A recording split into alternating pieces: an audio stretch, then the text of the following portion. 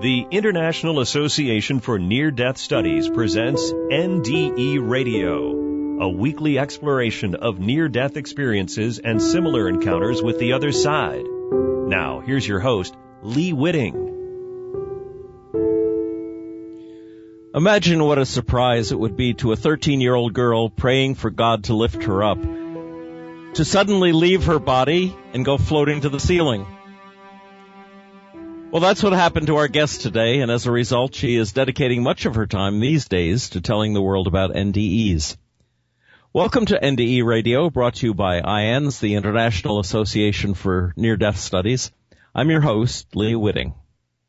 Now, in the interest of full disclosure, I should tell you that today's guest, Roberta Moore, is a filmmaker, and that I had something like a 30-second appearance in her film Near-Death Experience, What Medical Professionals Need to Know. Roberta, welcome to NDE Radio. Hi, Lee. Glad to be here. Oh, it's good to have you. Roberta, tell our audience, if you would, about your two experiences where prayer took you to another place. Well, as you mentioned earlier in your show, when I was about 13 years old, I had been a very, spiritual, religious little girl, and I always read the Bible every night before I went to sleep. And one night, I got the idea to pray, Lord, lift me up. And I got that idea from an old hymn that was love lifted me, when nothing else could help, love lifted me. So I got this idea as a 13-year-old, okay, I'm going to pray, God, lift me up. But I didn't expect to find myself pressed against the ceiling of my little bedroom. And it was the texture of the ceiling that really made me realize where I was. And when I realized where, that my consciousness had been literally lifted up, I immediately dove back into my body.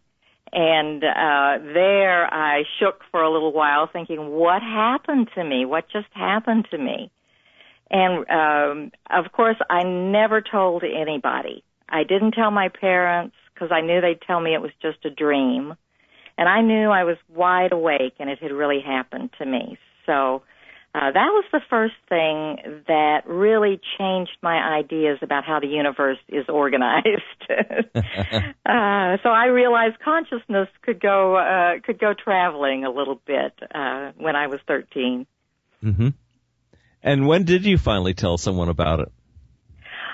Probably when I was a senior in high school, I told a friend. And he was nice about it. He just kind of nodded and said, oh, well, anything can happen. And then I don't think I talked about it again until I was in my 20s. And I told a few friends, and eventually I told my family. But it took a long time. And they didn't know what to make of it. I had another experience. The other experience was in my early 30s. And that again was in response to prayer. I was praying to feel the love of God. And again, I had no idea what I was asking for. I guess I thought it was going to be a little tingle. And instead, I had a full encounter with the being of light, the bright light that near-death experiencers talk about. And it was full of bliss. It was, it was an indescribable light, but there was a beingness to it. And I felt unconditional love and bliss, and it was so powerful that I really couldn't, I thought I was going to explode from the energy that had infused me. So later I did try to talk to my family about that experience, and again, they were just, they had no idea what to make of it. I seemed to be sane in every other way, anyway, they've gotten used to it now. Now, did you feel this light and love come to you in where you were in your room or wherever? Yes. Or you weren't transported to another place? No. It was, I was in the living room of my home. I had been meditating a lot. And then I had been praying very sincerely to feel the love of God, and I started to see a shimmer in the upper corner of the room, and then it just got brighter and brighter. And I had a full-blown, I guess you'd say, mystical experience. And I think it was an answer to my prayer. I did feel an incredible, overwhelming, unconditional love. Mm-hmm. So I came away from those experiences thinking prayer is very powerful, and that sometimes when you pray, you don't really know what the response is going to be. But I was very blessed in both instances. Did it feel like, when you say a shimmer, it reminded me of some of the movies like The Matrix, where this reality is not the real reality. Did you feel like you were seeing something that was realer than the room you were sitting in? Oh, yes. I had a glimpse of another dimension, was the way I felt. And it was as if everything else, I mean, I still was aware where I was, but that just kind of fell away, and I was in this different space that was really incredible. And I felt my body, there was like a ray came out of the light and infused me, and I felt my body was filled up with this light.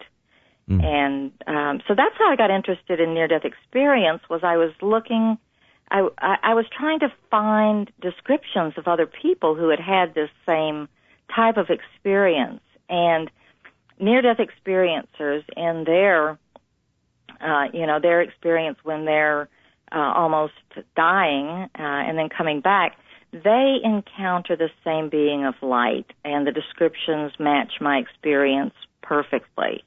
Mm. So that was how I read everything I could get my hands on.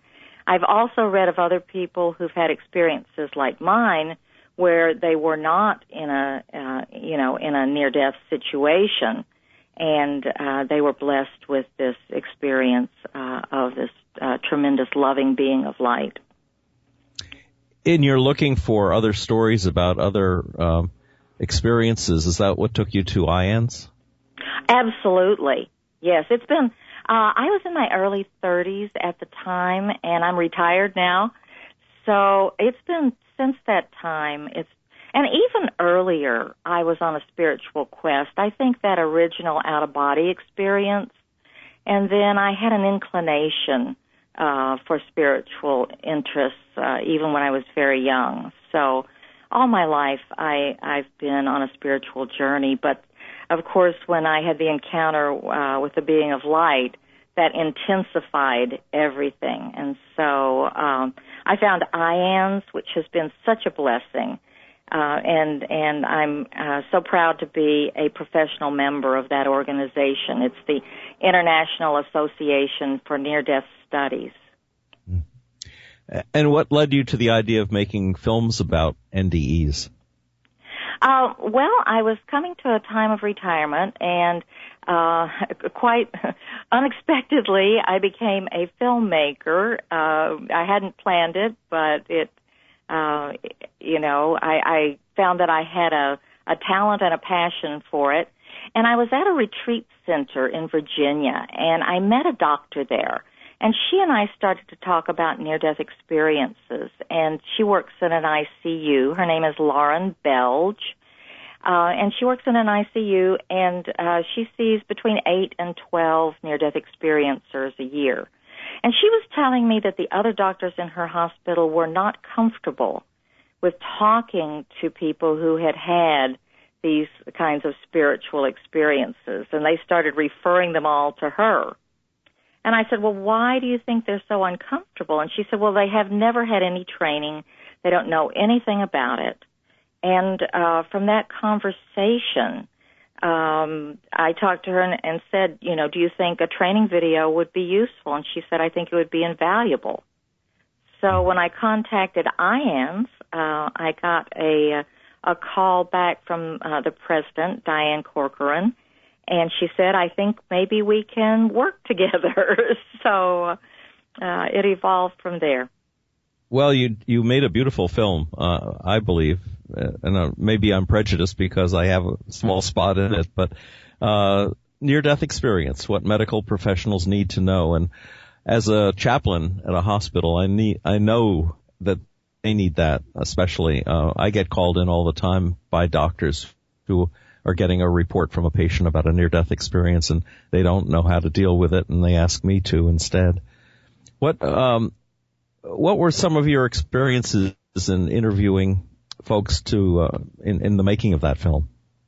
Well, I interviewed both doctors and one nurse. Diane Corcoran is a nurse, PhD, and I also interviewed people who had had near-death experiences.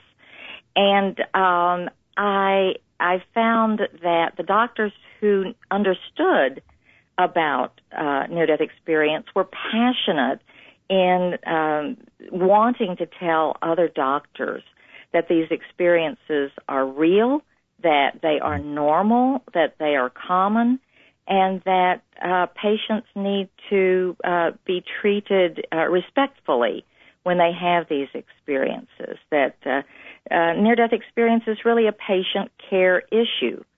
And to ignore it or to somehow say that it's just a fantasy or a hallucination really causes a great deal of pain to people who've had these very powerful spiritual experiences. Mm. And what sort of feedback have you gotten from the film? I know you've been out speaking to groups and I guess both medical and religious groups, haven't you? I've taken it to churches. I've taken it to medical professionals, and that's the audience that it was made for. I've also taken it to general audiences, and because it's non-technical, I've had very good responses across the board.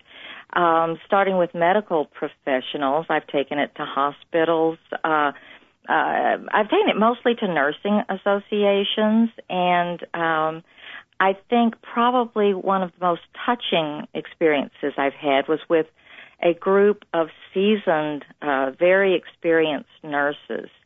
And when I showed them the film, and then they started to talk about the experiences that they had had with their patients, or possibly the experiences they had had personally or with their families, the room just filled with this energy. And people, it was so touching. There were probably 25 or 30 nurses there, and people were tearing up. The film gave them the opportunity to talk about experiences that they normally would not be, wouldn't have a chance to talk about.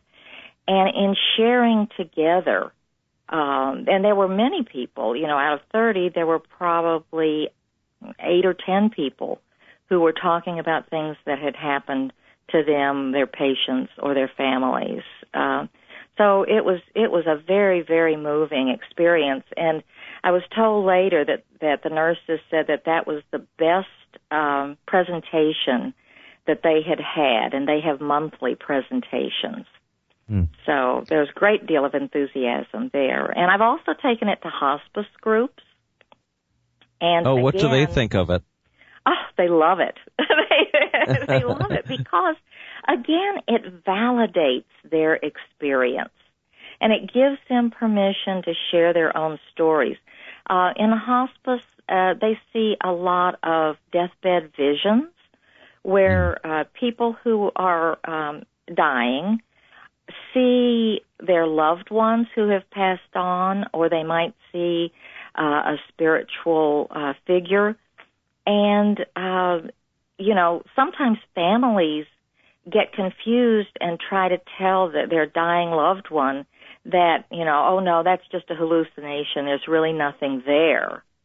But the person who's having that experience is convinced and is truly seeing these people who love them, and it can be interpreted that they are coming, those people who have passed on are coming to help their loved one make the journey across to the other side.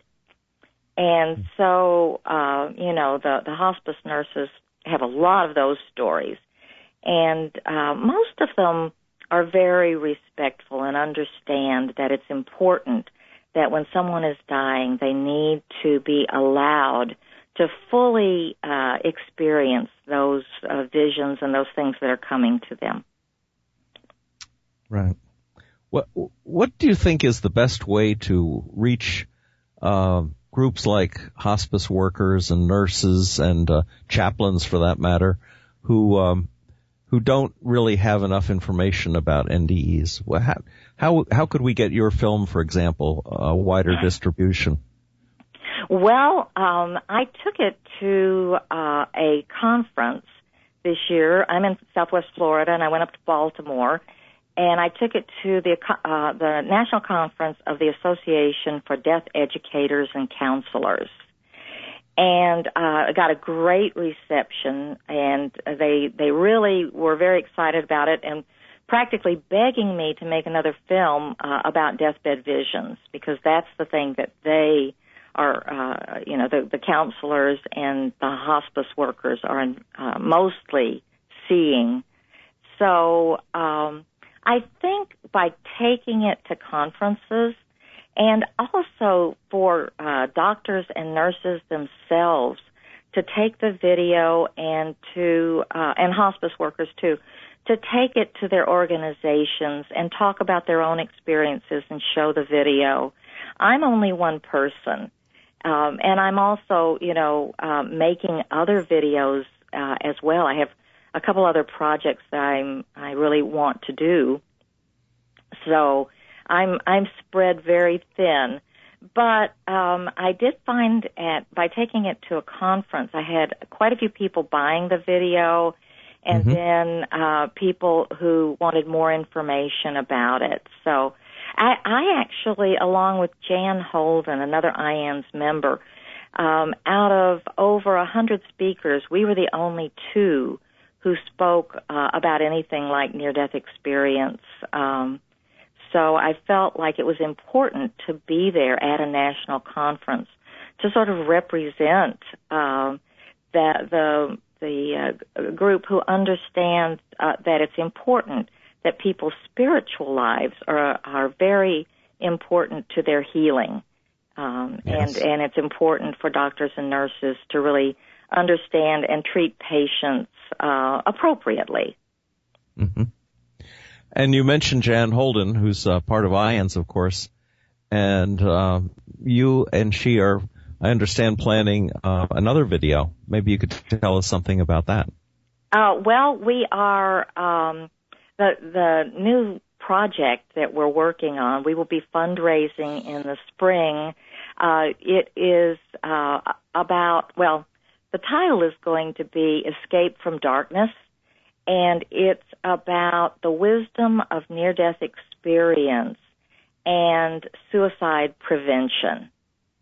So it's a delicate subject, but there are people who have tried to commit suicide, who have had near-death experiences, and they have gained wisdom that they bring back when they don't die, and they come back, and they understand that suicide is not the answer, and they understand that life is purposeful and that there is love in the universe.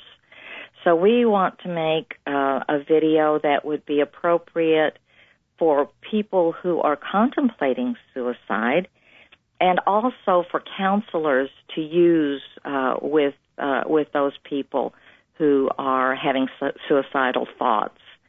And we feel that if we could even help impact and save one life, that it would be worth the effort to make the film. So I am looking for people who have had that experience, anyone who has attempted suicide and had a near-death experience.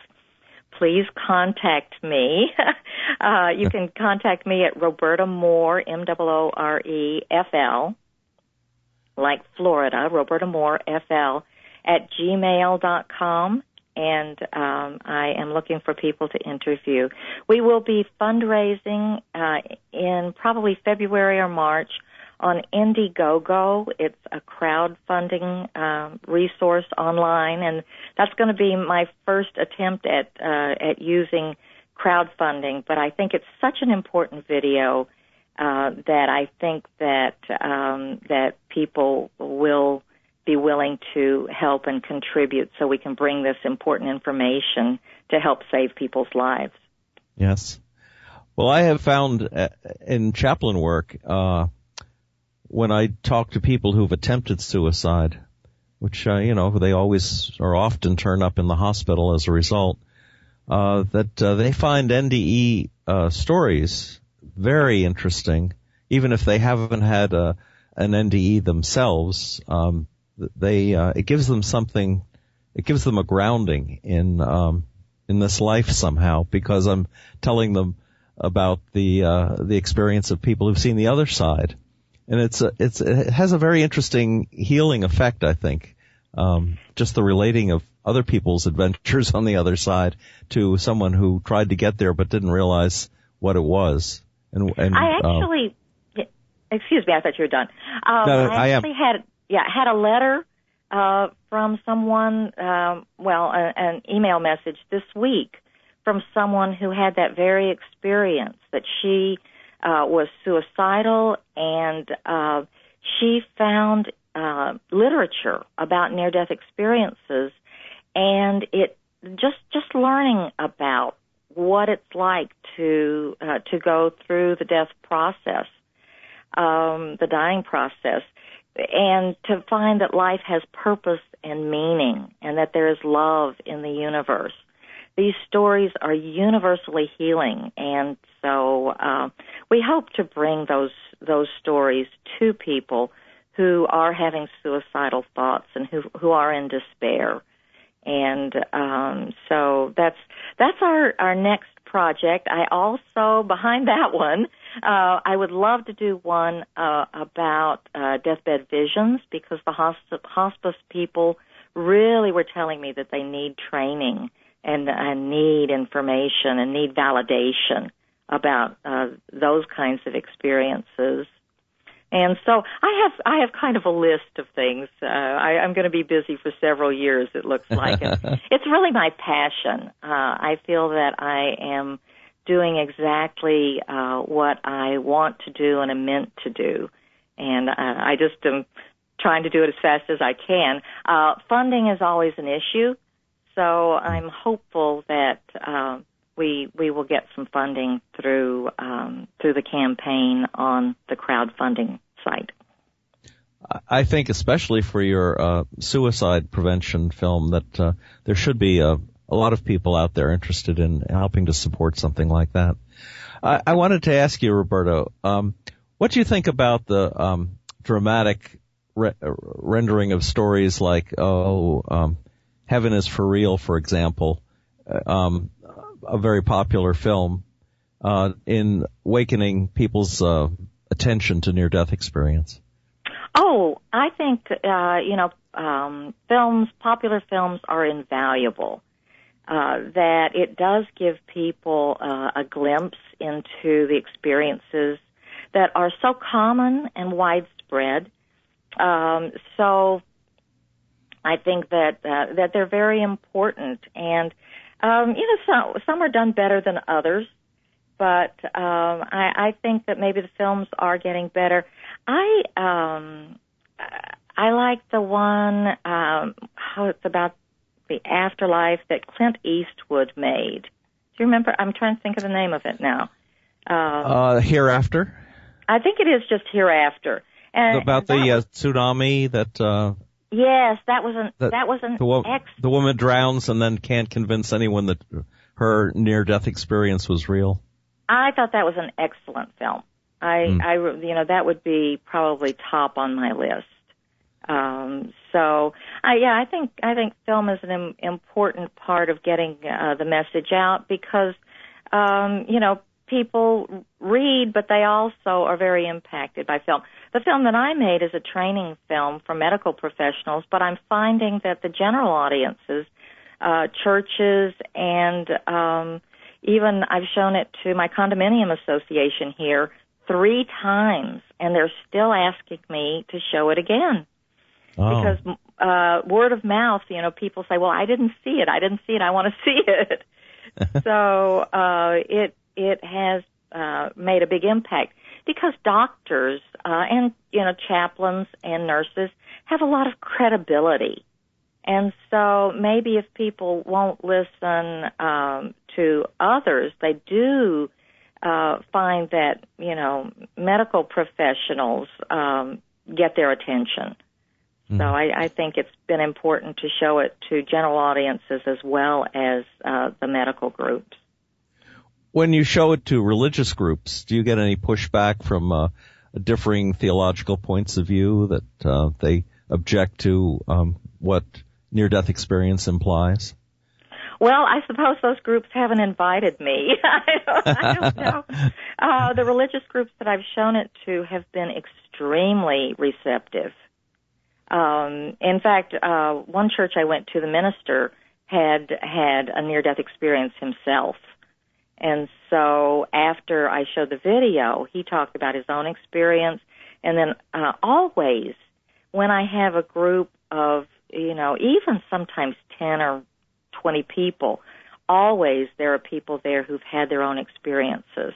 And I have even had skeptics come up to me and say that they, after seeing the video and hearing these, very, very respectable physicians talking about near-death experience, that it had turned them around and made them think differently about near-death experience. And I think that probably makes me the happiest of all, when somebody's mind is opened to the possibility that this life is maybe not all there is to our human experience, that there's other possibilities as well.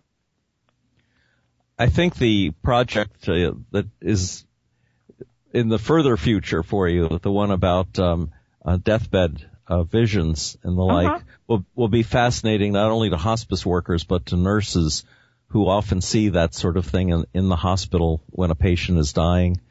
I had one nurse who told me she had been told by a patient she didn't even think was terribly sick, and had been very grouchy, very grumpy, that suddenly one morning she came in, he was in wonderful, happy condition, and she said, well, what's changed your mood? And he said, well, I had a visit from my son last night. He said he's coming for me tomorrow to take me home. And she said, well, I thought your son had died. And he said, yes, he did. And he's going to come at 1:00. And I'd like you to be here, sit with me when that happens. She said, you're not even that sick. You're not going to die. But at 1:00, she was there. He raised his arms, this look of recognition on his face, and exactly as he said, he was gone. Well, I heard so many stories when I went to the conference and when I talked with hospice groups, and it just happens so frequently. So yes, it's definitely something that I am going to be doing. I wanted to give your listeners some information. If you want to keep up with what I'm doing on video, you can go to Facebook and do a search for my name, Roberta Moore, Moore, and then put in also NDE video, Roberta Moore, NDE video, and you'll come up with my Facebook page, and I post on there little updates as I speak to groups and as I make progress in making videos. So I invite you to join me, and I would love to have you like the page and make some comments. I'm always looking, and I'll reply if you come on to that Facebook page. And they can also get your film on DVD, isn't that right?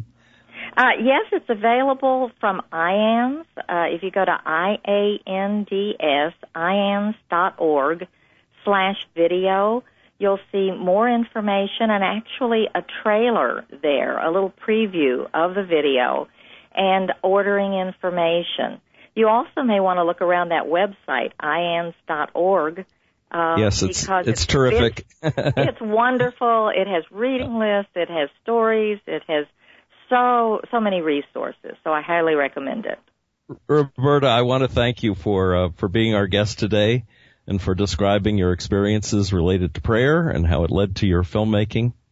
And I want to tell the folks, if they'd like to listen again to this or any other of our past shows, just go to our website at nderadio.org. And for more information about the work of IANDS, check out their website, as Roberta said, iands.org. And tune in next Monday, 11 a.m. Eastern, for more NDE Radio. This is Lee Witting saying thanks for listening.